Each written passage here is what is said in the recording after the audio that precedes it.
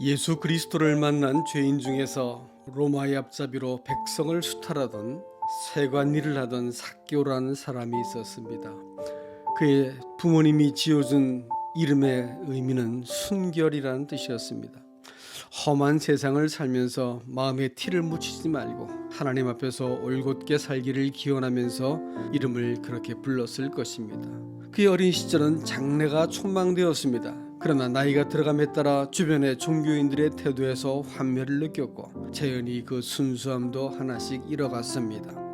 오히려 현실에 지혜롭게 적응하는 것이 종교인들의 위선적인 삶보다 좋아 보였던 것입니다. 마음은 점점 하나님과 멀어지고 어느새 신앙은 명분만 남겨두게 되었던 것입니다. 마음에서 이러면 안 되는데 했지만 그 부담을 지우고 나니까 양심이나 체면 따위는 아예 무시하고 살 수 있게 되었습니다. 그래서 남들이 말하는 대로 소위 잘 나가는 사람이 되었습니다. 재테크를 하는데 사람들의 원성은 좀 들었어도 세상을 실패하지 않고 살려면 그런 것 좀 무시해야 된다고 믿었습니다. 이런 신념이 마침내 그 바닥에서 그를 정상까지 올려놓았습니다. 그러나 그에게 한 가지 고민이 생겼습니다. 매국논이 양심 운운하는 것은 한 귀로 듣고 한 귀로 흘려버릴 수 있었는데 문제는 나이가 들면서 그렇게 즐겁던 재산 증식이 의미가 없어져 버린 것입니다. 더구나 지난달에 비명 횡사한 친구만 생각하면 영 입맛조차 나지 않았습니다. 그도 잘 나가던 사람이었었는데 아침 저녁으로 몸이 찌부드하다는 말을 듣는가 싶더니 어느 날 졸지에 아침 잠자리에서 못 일어나게 된 것이지요. 돈도 좋지만 한순간에 이 모든 것을 두고 떠나야 할 텐데 마음 한구석에서 이렇게 살면 뭐하나 하는 생각이 도무지 떠날 줄을 몰랐습니다. 무엇보다도 죽음 후의 일을 생각하면 어느새 등 뒤에서 식은땀이 났습니다. 주변을 돌아보아도 언제부터인가 자신이 혼자라는 사실이 새삼스럽게 느껴져서 가슴에 찬바람이 불었습니다. 사실 그동안은 신앙생활이라기보다는 마지못해 흉내만 내고 지내왔습니다. 양심에 걸리는 것이 많아서 하나님을 찾는 것도 실은 거북이기 때문입니다. 그러나 나 혼자라도 행복하면 된다고 여겨서 수단 방법을 가리지 않고 사는 동안 친구도 양심도 평판도 모두 잃어버리고 하나님과의 관계는 덮어둔 채 앞만 보고 달려왔던 것입니다. 주변의 이해관계 때문에 남아있는 몇몇 친구들은 상황이 바뀌면 언제든지 떠날 사람이라는 것을 누구보다 잘 알았습니다. 이렇게 보니까 지금까지 무엇을 위해서 인생을 살았는지 혼돈스럽기 짝이 없었습니다. 이런 삭개오가 다윗의 자손이라 불리는 예수께서 여리고에 오신다는 소문을 들었습니다. 그는 사두개인과 바리새인들의 위선을 질책하고 오히려 세리와 죄인들을 영접하신다는 말을 들었던 것입니다. 그의 굳은 마음에도 나사렛에서 오신 예수라는 이가 이스라엘 백성이 그토록 기다려왔던 메시아인지 뵙고 싶은 소원이 생겼습니다. 한편으로는 부끄러운 마음이 생각이 나서 양심에 걸리고 사람들의 비난을 생각하면 그분을 만나는 것이 망설여졌지만 그분이 만일 메시아라면 꼭 한번 만나보아야 된다고 마음먹었습니다. 그래서 예수를 만나러 갔던 것이죠. 하지만 그는 키가 작은 사람이기 때문에 사람들에게 막혀서 그분을 볼 수가 없었습니다.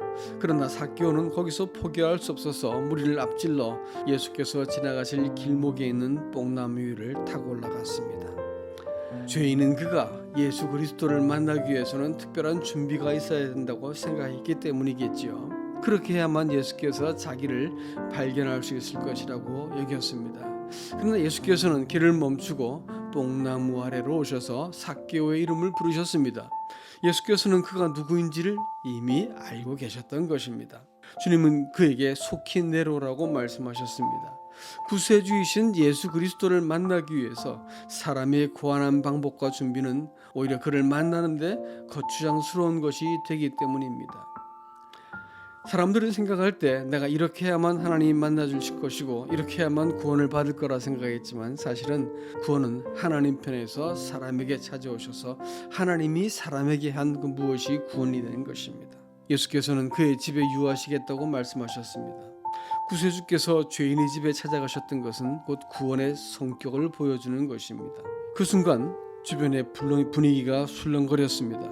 그러나 예수께서 죄인을 찾아가지 않는다면 어디에 가시겠습니까? 그 때문에 세상에 오셨는데 말이지요. 사실은 모든 사람이 다 죄인이지만 그들은 단지 자기가 죄인인 사실을 깨닫지 못할 뿐입니다. 그들을 예수께서 지적하시려고 한다면 단박에 사람들은 그렇게 죄인이 자신은 아니라고 증명하기 위해서 그동안의 선행이나 종교적 업적이나 봉사라든지 헌금한 것을 말하기 시작할 것입니다. 그러나 그들이 죄인이 아니라면 구세주가 필요 없을 것이고 구원도 천국도 없을 것입니다.